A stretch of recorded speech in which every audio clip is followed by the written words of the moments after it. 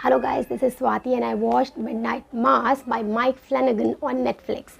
और ये मुझे बहुत ही अच्छी सीरीज़ लगी एंड इनकी जो बाकी दो सीरीज़ थी haunting of the Bly manor और haunting of the hill house वो भी बहुत अच्छी हैं। अगर आपने अभी तक नहीं देखी हैं तो प्लीज़ देखें।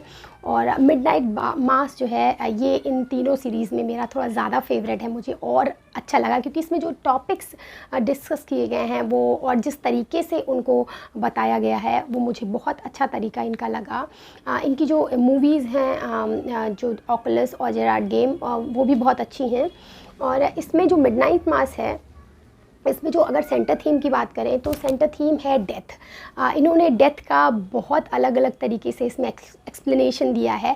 और भी साइड बाय साइड में कुछ थीम्स हैं जो रिवॉल्व अराउंड करती हैं डेथ के जो मेन सेंट्रिक थीम है, जैसे कि फेथ है, चॉइसेस हैं, गिल्ट है, ऑर्गेनाइज रिलीजन है। किस तरीके से ऑर्गेनाइज रिलीजन के जो बुक्स हैं उनमें जो वर्सेस लिखे हुए हैं, मतलब इन्होंने क्रिश्चियनिटी पे फोकस किया है बट सारे रिलीजन में जो किताबों में लिखा हुआ है उसको कैसे लोग अपने मोटिव के लिए, अपने पर्पस के लिए उसको ह्यूमन सेंट्रिक बना देते हैं, गॉड सेंट्रिक ना बनाकर ह्यूमन सेंट्रिक बनाते हैं और अपने पर्पस के लिए उसको ट्विस्ट एंड टर्न करके बिल्कुल उसकी लेयर्स में डेप्थ में ना जाकर बस एज इट इज़ उसको लोगों को बताते हैं और बरगलाते हैं। तो वही इसमें बेसिकली दिखाया गया है। इन्होंने डेथ को बहुत अलग अलग साइंटिफिक थेरीज़ और फिलॉसफीज़ के माध्यम से एक्सप्रेस किया है। जैसे अगर पूरी मूवी में मेन जो 4 कैरेक्टर्स हैं जो पूरी सीरीज़ में जो 4 मेन कैरेक्टर्स मुझे लगे हैं और इंटरेस्टिंग भी लगे हैं, जिनको इन्होंने इस तरीके से मतलब कन्वर्सेट कराया है आपस में, या फिर उनके चारों तरफ इस तरीके का ऑरा बनाया है कि जो भी ये एक्सप्रेस करना चाहते हैं अपनी सीरीज़ से वो उस चीज़ को बताते हैं, या तो जो है किसी जगह पर स्पीच दे रहे होते हैं या आपस में कन्वर्सेट कर रहे होते हैं। तो वो 4 कैरेक्टर हैं, Riley, Miss Green, Bev and Monsignor Pruitt, जो पास्टर आते हैं नए। तो जो राइली होता है वो ही स्टार्टिंग में दिखाते हैं। वो एक यंग लड़का होता है और ये क्रॉकेट आइलैंड है, यहाँ पर 127 लोग ही रहते हैं और बहुत आइसोलेटेड सा आइलैंड दिखाया है। ये एक यहाँ पर फ़िशिंग जो लोग रहते हैं वो ज़्यादातर फ़िशिंग में इन्वॉल्व है, ज़्यादातर नहीं फ़िशिंग में ही इन्वॉल्व है, यहाँ के लोग बिज़नेस करते हैं फ़िशिंग का। बट इस समय यहाँ पर बहुत ज़्यादा वो चीज़ नहीं हो पा रही है, फ़िशिंग अच्छे से नहीं हो रही है क्योंकि यहाँ पर एक ऑयल स्पिल हुआ था जिसकी वजह से यहाँ की जो फ़िशेज़ हैं, जो फ़िशरी बिज़नेस है वो ठप हो गया है क्योंकि फ़िशेज़ बहुत सारी मर गई थी। और बहुत पूरा ऑयल स्पिल में आप जानते हैं क्या होता है, वो पूरा एरिया में ऑयल फैल जाता है। डीज़ल की इन्होंने बात करी है, तो वो जो ऑयल स्पिल था वो डीज़ल का था और फ़िशेज़ मरती हैं, उतनी क्वालिटी नहीं रह जाती फ़िशेज़ की, जो सी का पूरा एनवायरनमेंट है वो डिस्टर्ब हो जाता है, इकोसिस्टम है वो डिस्टर्ब हो जाता है। तो उसी तरीके से यहाँ पर लोग अब उतना जो है हैप्पीली नहीं रह रहे हैं। तो जो राइली है वो चला जाता है बाहर और वो स्टार्टिंग में कुछ बिज़नेस स्टार्टअप करता है और उसका स्टार्टअप अच्छे से चल जाता है, पढ़ाई करने के बाद स्टार्टअप करता है और चल जाता है। फिर वो थोड़ा पार्टिंग में अल्कोहल में एक अल्कोहलिक हो जाता है और जिसकी वजह से उससे एक एक्सीडेंट हो जाता है टीनेज लड़की का और वो लड़की की डेथ हो जाती है। और फिर इसको 4 इयर्स का सेंटेंस मिलता है और ये वहाँ से जेल से वापस आया होता है अपने क्रॉकेट आइलैंड और कभी ये यहाँ रहना नहीं चाहता था। अब ये बिल्कुल होपलेस हो गया है और दैट टू उसको उस लड़की के मरने का बहुत गिल्ट है और हर रात जब ये सोता है तो उसको वो लड़की ड्रीम्स में दिखाई देती है, उसी फॉर्म में उसके ऊपर लाइट्स, इमरजेंसी लाइट्स ब्लिंक हो रही होती हैं, उसी फॉर्म में दिखाई देती है। और ये हमेशा उसी गिल्ट में रहता है कि एक इसकी अल्कोहलिज्म की वजह से एक बच्ची की डेथ हो गई है और इसको अब लाइफ से बिल्कुल भी होप नहीं है। बिल्कुल ऐसा दिखाया गया है, हताश कैरेक्टर है। बहुत सारा ये मिस ग्रीन जो इसकी एक हाई स्कूल की साथ में पढ़ने वाली लड़की होती है, उसके साथ लव एंगल भी दिखाया गया है, टीनेज लव टाइप की होती है और वो उससे बात भी करता है। तो ऐसा दिखाते हैं कि बहुत ही परेशान है और सुसाइडल भी थॉट्स कभी कभी होते हैं इसके। और सेकंड जो कैरेक्टर और इस तरीके से वो होपलेसली यहाँ पर अपने घर पे रह रहा होता है। फिर और इसकी वजह से जो पेनल्टी इसको कुछ पैसे देने थे, क्योंकि वहाँ पर कुछ उसकी वजह से इसके घर में काफ़ी जो है फ़ाइनेंशियल प्रॉब्लम्स हो गई हैं, उसकी जो वो पेनल्टी थी उसको देने के लिए। तो घर में भी इसको इस तरीके से मदर अच्छे से बिहेव करती है बट फादर अच्छे से नहीं देखता है। इन दोनों में कम्युनिकेशन गैप टाइप का है।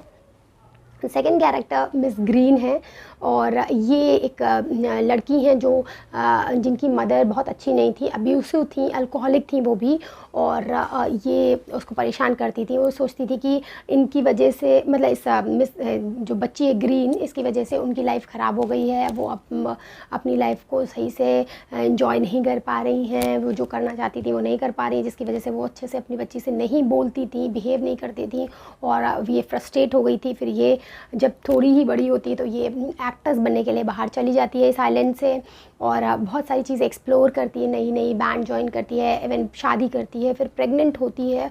और क्योंकि शादी जिससे भी करती है ये उसको दिखाया नहीं गया है, ना ही उसका कोई फ्लैशबैक है, वो अच्छा नहीं निकलता है लड़का और उसको डिवोर्स देके ये अपने फिर से आइलैंड पे वापस आई होती है अपनी उस समय 4 मंथ्स प्रेग्नेंट दिखाई गई है ये। फिर जो थर्ड के और ये बहुत ही जो मिस ग्रीन है ये बहुत ही जो है स्ट्रॉन्ग कैरेक्टर दिखाई गई है, क्लियर होती है लाइफ में इसको क्या करना है, बहुत ज़्यादा गिल्ट में नहीं दिखाई गई है। इवन जो इसके कभी कभी हल्का सा कंफ्यूज हो जाती है बट जो कैरेक्टर है वो बहुत स्ट्रॉन्ग दिखाया गया है, वो एंड तक रहता है और काफ़ी समझदार कैरेक्टर है। थर्ड है बेव, जो कि एक रिलीजियस एंथुजियास्टिक लेडी हैं और मैनियक भी उनको कह सकते हैं, क्योंकि उनका ये मानना है कि वो एक परफेक्ट क्रिश्चियन है और वो जिस तरीके से भगवान की सेवा में लिप्त हैं उस तरीके से उस लेवल का कोई नहीं कर पाता है। और वो उनकी ये प्रॉब्लम है, वो नहीं समझ पाती है कि सबको क्यों भगवान प्यार करते हैं और सबको ही उस लेवल का जो है अफेक्शन क्यों मिलता है। वो एक परफेक्ट जो है भक्त टाइप की हैं और वो जो करती हैं वो सही करती हैं और वो अपनी पूरी लाइफ जो है गॉड के लिए डिवोट कर रही हैं, तो उनको एक स्पेशल ट्रीटमेंट मिलना चाहिए। और वो बहुत सारे लोगों को डिस्पाइस करती हैं, बहुत जजमेंटल होती हैं और एक मैनियक टाइप की होती हैं और अपने रिलीजन के रिवाइवल के लिए वो बहुत सारे तर्क देती हैं। इवन यहाँ पे एक कैरेक्टर दिखाए गए हैं जो शरीफ होते हैं यहाँ के पोस्ट, वो मुस्लिम कम्युनिटी को बिलोंग करते हैं और वो आते हैं तो उनको वो हमेशा टेररिस्ट बोलती हैं, उनकी जो है कुरान पे कमेंट करती हैं, इवन उनके बच्चे को भी अपनी तरफ करने की कोशिश करती हैं, कन्वर्ट करने की कोशिश करती हैं, क्योंकि टीनेज में बच्चे वैसे भी कंफ्यूज होते हैं। तो उनके रिलीजन को बिल्कुल भी, उनके अंदर बिल्कुल भी टॉलरेंस नहीं है, वो उनके रिलीजन को बिल्कुल रिस्पेक्ट नहीं करती हैं। और वो 9/11 वाले जो है इंसिडेंट हुआ था उसको बार बार रिमाइंड करती हैं, उससे इवन दो वो पुलिस ऑफिसर होता है उसको उससे कनेक्ट करती रहती हैं हर समय। और जो है इस तरीके, और एक बार जब एक चीज़ होती है अभी आगे बताऊंगी मैं, तब उसको बैड ब्लड कह के भी जो है कहती हैं। तो ऐसा लगता है कि जैसे कि वो बहुत ही लोगों को, बाकी लोगों को जो अच्छे से भगवान की सेवा में रत नहीं हैं उनको ऐसे देखती हैं जैसे कि वो बहुत निकृष्ट लोग हैं और बिल्कुल वो हैं बैड ब्लड के लोग हैं, अच्छे नहीं हैं। तो एक मैनियाक सी लेडी दिखाई गई हैं और उस लेडी की स्पेशल चीज़ ये होती है, बैड स्पेशल चीज़ ये होती है, not in a good way, in a bad way, कि वो जो बाइबल के वर्सेस हैं उसको बहुत अच्छे से याद होते हैं और कोई भी वियर्ड चीज़ हो रही होती है जो उसको सही लगती है तो वहाँ पर वो बाइबल के वर्सेस बोलने लगती है, गॉड की कही हुई चीज़ें बोलने लगती है और उसको लिटरली लोगों को एक्सप्लेन करने लगती है कि नहीं ये ही सही है, तुम जो कर रहे हो सही है।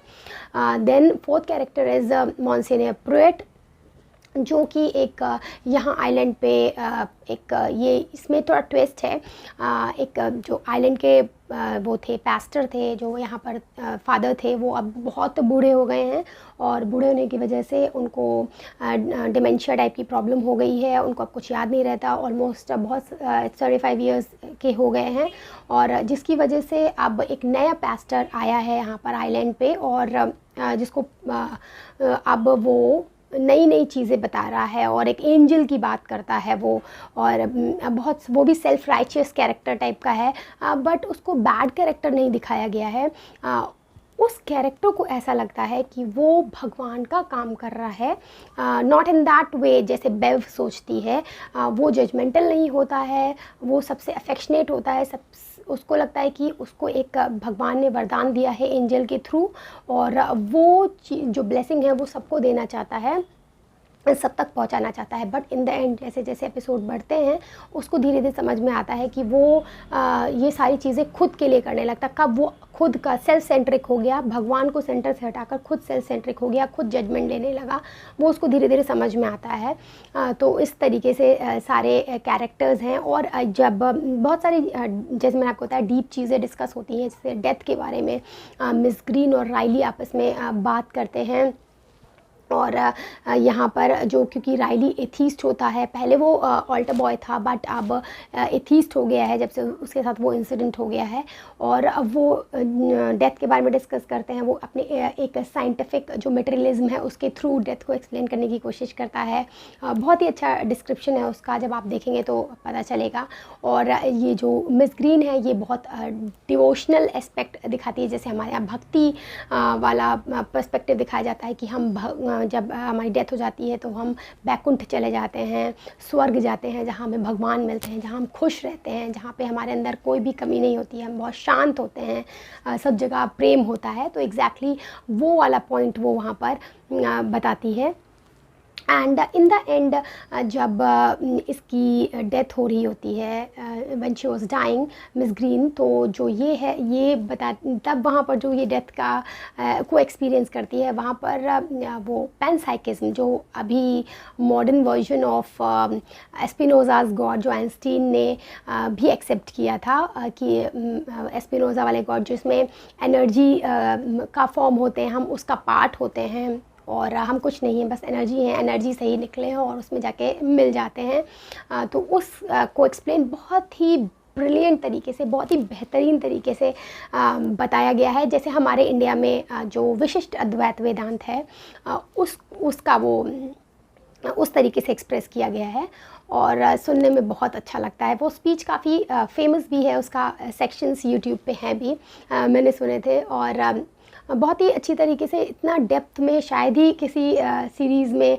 डेथ को डिस्कस किया गया हो। साथ ही साथ फेथ का भी डिस्कशन होता रहता है, किस तरीके से लोग फेथ में होते हैं। जो राइली के पेरेंट्स थे वो बहुत ज़्यादा अच्छे लोग थे और बहुत ही उनके अंदर डीप फेथ था। इवन उसकी मदर जो है बिल्कुल सेंट दिखाई गई, कितनी अच्छी सी लेडी दिखाई गई है। और बट उनको वो फेथ की वजह से ही यहाँ पर धोखे में आ जाते हैं। बेव और प्रूइट जो है उन लोग सबको कंफ्यूज करते रहते हैं। इसमें एक और एंटिटी दिखाई गई है जो एंजल जिसको ये लोग बोलते हैं इसमें, और वो होता है, मुझे वो जो ब्रैम स्टॉकर की ड्रैकुला नॉवल है उसका कैरेक्टर जो है लगते हैं, वो ड्रैकुला जैसा कैरेक्टर दिखाया गया है जो देखने में वैम्पायर जैसे लगते हैं। और क्योंकि वो एक नॉर्मल वैम्पायर नहीं दिखाया गया है, क्योंकि उसकी पावर से बाकी सारे लोग यंग हो रहे होते हैं। इवन वो थोड़ा बहुत ज़्यादा एनिमलिस्टिक नहीं बिहेव करता है, कपड़े वपड़े भी पहनता है, चीज़ें समझता है। और ऐसा दिखाते हैं जो पुराने मॉन्स प्रूइट थे वो जेरूसलम गए थे और वहाँ पर कहीं खो गए, क्योंकि उनको वैसे प्रॉब्लम है, समझ नहीं पाते हैं कहाँ जा रहे हैं। और वहाँ पर एक डेजर्ट में केव बनी थी, वहाँ गए और वहाँ पर ये वैम्पायर जिसको ये एंजल कहते हैं वो इनका खून पीता है। बट ये प्रे कर रहे होते हैं भगवान से और उसका पलट जाता है दिमाग और वो इनको वैम्पायर बना देता है। और जब ये यहाँ पर क्रॉकर आइलैंड में उसको एक बॉक्स में लेकर आ जाते हैं और वो बॉक्स देखकर बिल्कुल वो ब्रैम स्टॉकर वाले ड्रैकुला की याद आती है, क्योंकि वो भी इसी तरीके बॉक्स में अपने कासल में आया था।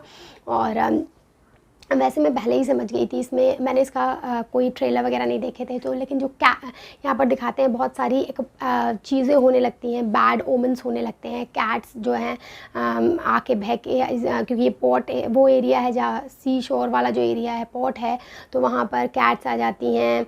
एक छोटा सा आइलैंड कहीं बीच से है, वहाँ से बह के आ जाती है और सारी कैट्स हंड्रेड्स ऑफ नंबर्स में होती है और वो मरी होती हैं, उनका खून सूखा होता है। तो मुझे समझ में आ गया था there is a vampire in it, क्योंकि एक ही मार्क होता है उनके गले पे। और इसी तरीके से दिखाते हैं। और किस तरीके से वो जो मॉन्सेप रूट है वो लोगों को वही खून पिलाता रहता है उसमें, जब वो लोग मास में जाते हैं, चर्च में जाते हैं, जितने भी लोग डिवोशनल होते हैं वो सब जाते हैं, और वो लोग यंग होने लगते हैं ऑल टुगेदर धीरे धीरे। और इवन इसमें एक डॉक्टर दिखाई गई है, सारा गनिंग, उनकी मदर जो होती हैं वो जो पास्टर है जो अभी बोलते हैं नया आया है, लेकिन वो वही मॉन्सेप रूट है, उसको उसकी लवर होती हैं वो, और वो जो सारा गनिंग होती है वो उनकी बच्ची होती है, बट वो कभी बता नहीं पाए होते हैं। और वो धीरे धीरे यंग होने लगती हैं। उनको ये स्पेशली जाके घर पे वो ब्लड में वाइन मिला के पिला रहे होते हैं, ब्लड ऑफ द जीसस कह के, और body of Christ, blood of Christ करके पिला रहे होते हैं, और वो यंग होने लगती हैं। तो इसी तरीके की चीज़ें हो रही होती हैं, वो सारी चीज़ें जो एक इंसान डिज़ायर करता है कि वो यूथफुल रहे, इटर्निटी तक ज़िंदा रहे, और कोई बीमारी ना आए, वो सारी चीज़ें हो रही होती हैं। But on what cost? लोगों के का इसमें मर्डर होना शुरू हो जाता है। इसी तरीके से पूरी सीरीज़ बढ़ती जाती है, और बहुत ज़्यादा चीज़ें कॉम्प्लिकेटेड हो जाती है। एंड में प्रूइट को रियलाइज़ होता है, बेव को स्टिल रियलाइज़ नहीं होता है, राइली को भी जो है वो वेम्पायर बना देता है वो angel, by chance, by accident Riley वहाँ पहुँच जाता है, और वो एक रेडिकल स्टेप लेता है, वो मिस ग्रीन को बताकर उसके सामने ही जो है बर्न हो जाता है सन में। और तब ग्रीन को विश्वास होता है, और वो बहुत ज़्यादा अंदर से टूट जाती है। और फिर ग्रीन, सारा गनिंग, और यानी जो डॉक्टर है वो, और जो शेरिफ है वो, सब मिलके जो है कोशिश करते हैं अपनी आइलैंड को बचाने की, लोगों को बचाने की। और इधर जो बेव है वो अपने ब्लैक मोटिव्स में कर रही होती है वही काम कि वो सबके घरों में आग लगा देती है। और इन द एंड बस कुछ वही चर्च बचती है। वो कहती है कि बस चर्च का एक शेल्टर होता है वो बचता है, और वो कहती है कि मैं जज करूँगी। वो चाहती है कि प्रूइट करे, लेकिन प्रूइट को तब तक समझ में आ गया होता है, और वो तब ये बोलती है मैं जज करूँगी कौन जो है आ सकता है और अंदर, और कौन नहीं है लायबल अंदर आने के, जो उसको चाहिए होता है, जो उसका मोटिव शुरू से ही होता है। और फिर उसमें भी किसी तरीके से लोग आग लगा देते हैं शेल्टर में, तो कुछ भी नहीं बचता है। और इन द एंड सब सनराइज़ होता है, सब सनराइज़ से जल जाते हैं, क्योंकि कोई जगह छुपने की नहीं बची होती है। और बस 2 बच्चे, जो एक राइली का छोटा भाई है वो, और एक बच्ची जिसको मॉन्सेप रूट ने अपना मिरेकल दिखाने के लिए, वो एक बच्ची थी जिसमें जो चल नहीं पाती थी, उसके गोली लग गई थी स्पाइन में। और वो जो कॉलिंस एक आदमी था जो ड्रंकन था, और वो बहुत ऐसे ही जंगल में फॉर नो रीज़न गोलियां चला रहा था, और वो एक बच्ची को लग जाती है उसकी स्पाइन में, जिसकी वजह से वो चल नहीं पाती है, पैरालाइज़ हो गई होती है। और उसको ही वो ब्लड पिला कर जो वो है पास्टर है वो सही कर देता है। वो लोग उसको मिरेकल समझने लगते हैं और बहुत हैप्पी हो जाते हैं कि अब हमारे जो आइलैंड है उसके दिन बदलने वाले हैं, सब कुछ चेंज होने वाला है। और यही सारा चीज़ें सारे एपिसोड्स में चल रही होती हैं। और वो बच्ची जो है वो बच्ची बचती है, एंड वो राइली का छोटा भाई वो बचता है। यानी कि इस सीरीज़ में होप दिखाई गई है कि ऐसा नहीं है कि सारा फ्यूचर इस सारे लोग इस आइलैंड के ख़त्म हो गए हैं, कुछ लोग बचे हैं। और जो वो एंजल होता है वो जब मिस ग्रीन को ले जाकर उसका ब्लड पी रहा होता है, उसको मार रहा होता है, तब वो चाकू से उसके सारे जो विंग्स हैं वो काट देती है। और उसकी वजह से वो उड़ नहीं पाता है, मॉर्निंग होने वाली होती है, प्रॉपर्ली उड़ नहीं पाता है। और वहाँ वो फाइनली ऐसा लगता है, दिखाया नहीं गया है एंड में, एग्जैक्टली दिखाया नहीं गया है, ऐसा लगता है कि वो मर गया होगा, उसका एंड हो गया होगा। बट अभी वो वेग है। साथ ही साथ यहाँ पर क्योंकि मैंने बताया कि ड्रैकुला की तरह दिखाया गया है, तो ऐसा एंड में दिखाते हैं कि जो बच्ची थी जिसके पैर सही हो गए थे, मिरेकल जिसको लोग कह रहे थे, उसका ब्लड पी के उसके फिर से ब्लड पैर में सेंसेशन चला जाता है। वो कहती है I can't feel my legs now. तो ऐसा लगता है कि वो मर गया है और उसका जो पावर था, जो उसका मैजिक था, वो उसके साथ ही ख़त्म हो गया है और उसके लेग्स फिर से वैसे ही हो गए हैं। तो ये सीरीज़ बहुत अच्छी लगती है देखने में। आप अगर एक बार स्टार्ट करेंगे देखना, मुझे नहीं लगता है कि बंद कर पाएंगे अगर आपके पास टाइम होगा। It's a worth watching series जिसको आप बिंज वॉच कर सकते हैं। और बहुत ही मतलब वैसी बचकानी सीरीज़ नहीं है जैसे वैम्पायर इसमें दिखाया गया है। काफ़ी मैच्योर ढंग से बनाई गई सीरीज़ है जैसे इनकी बाकी होती हैं फ्लैनेगन की। तो it's a good series, you can watch this and I think you will love this, you will feel the thrill of the journey. That's it, bye bye.